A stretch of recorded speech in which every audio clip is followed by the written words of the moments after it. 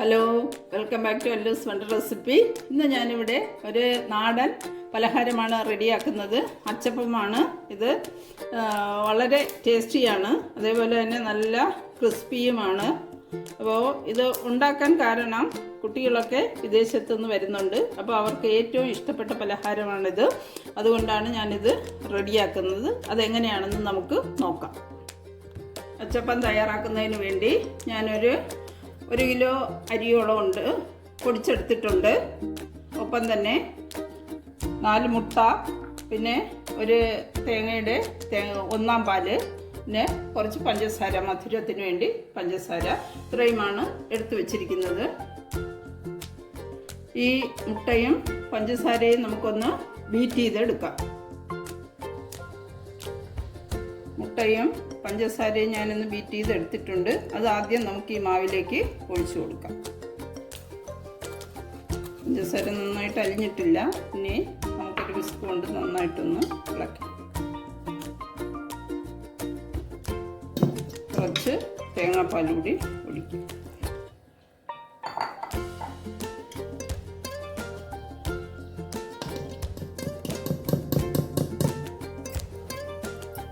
മുട്ടയും പഞ്ചസാരയും ചേർത്ത മാവ്, തേങ്ങാപ്പാലും കുറച്ച് ഒഴിച്ചിട്ടുണ്ട്. ഇപ്പോൾ നല്ല കട്ടിക്കാണ് ഇതിരിക്കുന്നത്. കുറച്ചുകൂടി നമുക്ക് തേങ്ങാപ്പാൽ ചേർത്ത് കൊടുക്കാം.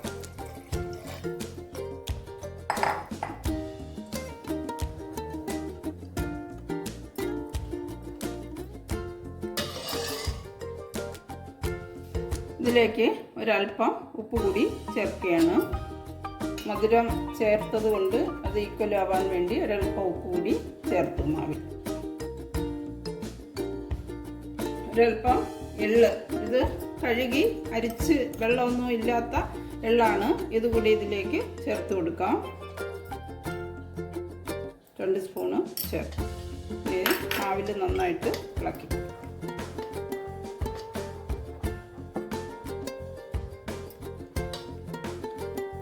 ഇതിൻ്റെ കൺസിസ്റ്റൻസി ഇതാണ്. അധികം വെള്ളമായി പോകരുത്, കട്ടിയും ആകരുത്. ഇങ്ങനെ നമ്മൾ സ്പൂണിൽ കോരി നോക്കിയാൽ അതാ അടിയിലൊക്കെ പറ്റുന്നുണ്ടോ, ഇതേപോലെ ഇരിക്കണം. ഇനി നമുക്കിത് പൊരിച്ചെടുക്കാം.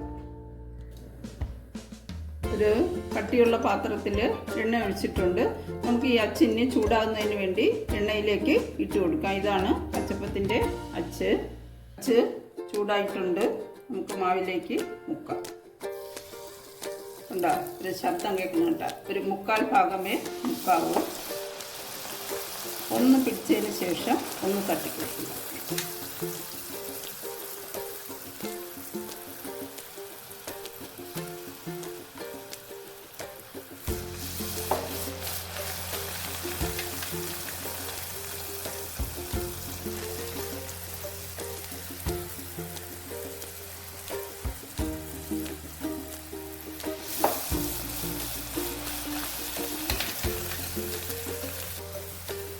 ഒരു വശം ആയിട്ടുണ്ട്. നമുക്കൊന്ന് തിരിച്ച് ഇട്ട് കൊടുക്കാം. വശവും ബ്രൗൺ നിറമായാൽ ഇത് എണ്ണയിൽ നിന്ന് മാറ്റാവുന്നതാണ്. കമഴ്ത്തി തന്നെ ഇത് വയ്ക്കണം. കാരണമെങ്കിൽ എണ്ണ ബാക്കിയുള്ളത് വാർന്നു പോകും.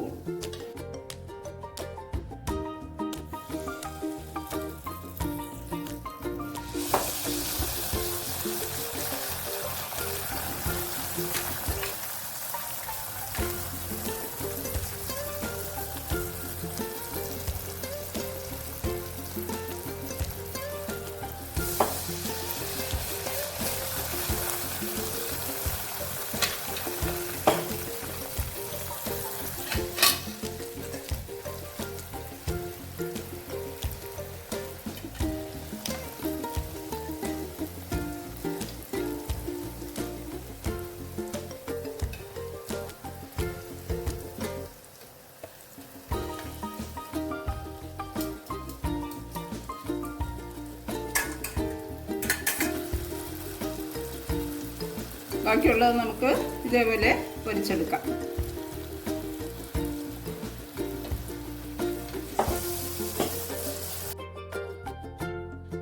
നമ്മുടെ അച്ചപ്പം എല്ലാം റെഡി ആയിട്ടുണ്ട്.